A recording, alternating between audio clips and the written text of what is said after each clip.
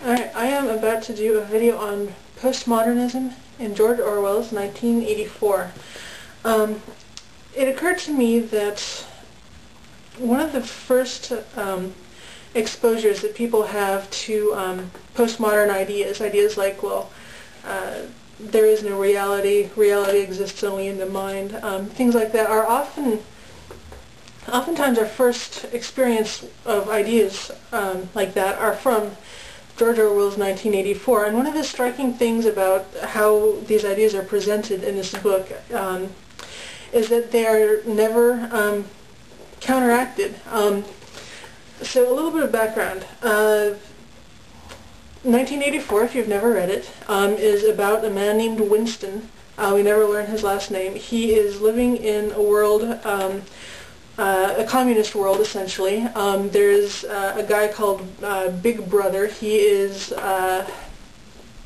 basically the Kim Jong-il of this society. It takes place in England, and basically this guy is an independent thinker to a certain extent. He's kind of a wuss, actually, in a lot of ways. But more to the point, he tries his best to live an independent life from the party, and he eventually gets found out by the party, and he gets tortured into basically into renouncing all of his values. And at the end, basically the final betrayal of his mind occurs, and we are left with the understanding that he's about to be killed by the state police, because now that they've converted him, it's okay to kill him, because, I mean, if you kill him before he's dead, then he could become a martyr. So if I get some details wrong in this book, I'll blame it on having read it a couple years ago, but I want to show some examples of postmodernism in this book, and before I do that, I want to define postmodernism. And a lot of people are going to say, well, 1984 was written in, what, 1943 or something like that? This is before postmodernism. Well, I would have to say that that doesn't really matter. The essence of postmodernism, the one thing that all postmodernists have in common is that they all deny objective reality. And all of the postmodern ideas, anything that you can find that calls itself postmodern, is going to reject objectivity in some way or another. And I mean, this goes back not only to Kant, who really made this idea the mainstream. It was kind of mainstream before, but he was like the main proponent of it. He really got the ball rolling. Postmodernists do not like it when anybody tries defining postmodernism. So any attempt really to nail the definition of postmodernism is going to meet with howls of protest. So a lot of people aren't going to like this definition, but I don't really care. So here we go. Oh, and another thing, postmodernists will say, oh, well, these ideas stem from modernism. You know, these ideas go back to Kant, and before that there was Hume, and they'll list all these other people. Well, postmodernism, also as the postmodernists themselves say, does not mean anti-modernism. It means after modernism. It incorporates modernism, which includes an awful lot of really, really terrible philosophy. So anyway, without further ado, let me read some excerpts here. This is toward the beginning. Winston picked up the children's history book and looked at the portrait of Big Brother, which formed the frontispiece. The hypnotic eyes glazed into his own. It was as though some huge force was pressing down upon you, something that penetrated inside your skull, battering against your brain, frightening you out of your beliefs, persuading you almost to deny the evidence of your senses.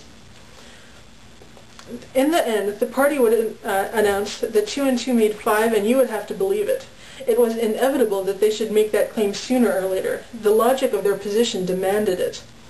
Not merely the validity of experience, but the very existence of external reality was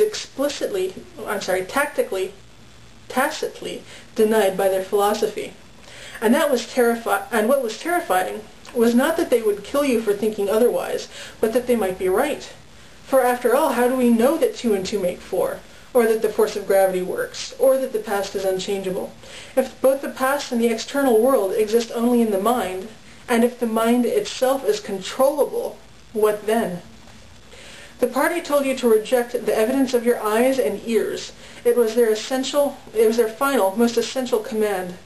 His heart sank as he thought of the enormous power arrayed against him, the ease with which any party intellectual would overthrow him in debate, the subtle arguments which he would not be able to understand, much less answer.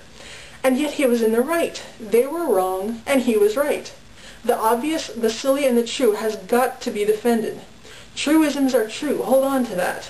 The solid world exists. Its laws do not change. Stones are hard, water is wet, objects unsupported fall toward the earth's center. With the feeling that he was speaking to O'Brien, and also that he was setting forth an important axiom, he wrote, "Freedom is the freedom to say that 2 plus 2 make 4. If that is granted, all else follows." Now, think about that for a second. Freedom is the freedom to say that 2 plus 2 make 4. If that is granted, all else follows. How many people will, anytime you try to say that anything is certain, that, it is absolutely certain that you exist, how many people will try to say, oh, well, you can't really prove that, you don't really know.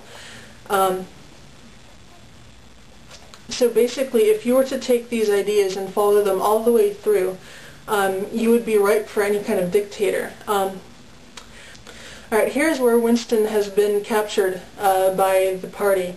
And turns out that this guy O'Brien, who he thought was a friend, was an agent of the party, of course. Let's see. And O'Brien says to him, this is after some torture, O'Brien says to him, does the past exist concretely in space? Is there somewhere or other a place, a world of solid objects where the past is still happening? No, says Winston. Then where does the past exist, if at all? And Winston says, in records. It is written down. In records. And in the mind, in human memories. In memory, says O'Brien. Very well then. We, the party, control all records, and we control all memories. Then we control the past, do we not? But how can you stop people remembering things, cried Winston. It is outside yourself. How can you control memory? You have not controlled mine.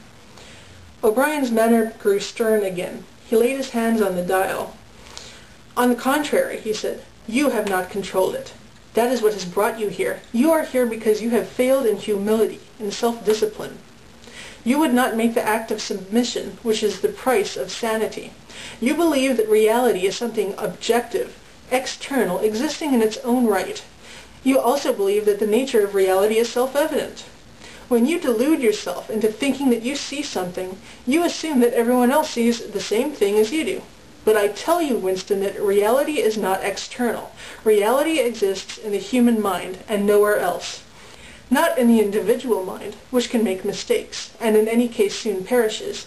Only in the mind of the party, which is collective and immortal. Whatever that party holds to be truth is truth. It is impossible to see reality except by looking through the eyes of the party. That is the fact that you have got to relearn, Winston.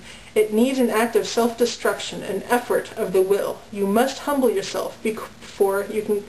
You must humble yourself before you can become sane. Do you remember, he went on, writing in your diary, freedom is the freedom to say that 2 plus 2 make 4? Yes, said Winston. O'Brien held up his hand, its back toward Winston, with the thumb hidden and the 4 fingers extended. How many fingers am I holding up, Winston? 4. And if the party says it is not 4 but 5, then how many? 4. The word ended in a gasp of pain, and then there follow several pages of description of his torture. And here's just an interesting little quote. What can you do, thought Winston, against the lunatic who is more intelligent than yourself, who gives your arguments a fair hearing and then simply persists in his lunacy?